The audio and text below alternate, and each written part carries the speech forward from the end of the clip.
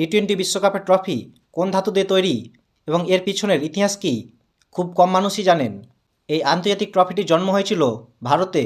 প্রথম টি-20 বিশ্বকাপ ট্রফি তৈরি করা হয় রাজস্থানের জয়পুরে। এই ট্রফির নকশা করেছিলেন অস্ট্রেলিয়ান ডিজাইনার মিনালে ব্রাইস। বাস্তবে ট্রফিটি তৈরি করেন জয়পুরের কারিগর অমিত পাবোয়াল। তিনি 2007 সাল থেকে 2012 সাল পর্যন্ত টি-20 বিশ্বকাপের ট্রফি তৈরি করেন। পরে এই দায়িত্ব দেওয়া হয় লন্ডনের লিঙ্কস কোম্পানিকে। বর্তমানে 2021 সাল থেকে লন্ডনের বিখ্যাত থমাস লাইট কোম্পানি ট্রফিটি তৈরি করছে।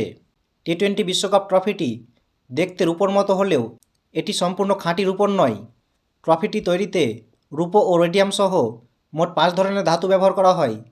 এর বেস অংশটি সিলভার প্লেট দিয়ে তৈরি, যা ট্রফিটিকে আরও আকর্ষণীয় করে তোলে। শুরুর দিকে এই ট্রফির ওজন ছিল প্রায় 12 কেজি এবং উচ্চতা ছিল 57.15 সেন্টিমিটার। তবে সময়ের সঙ্গে সঙ্গে ট্রফির নকশায় পরিবর্তন আনা হয়।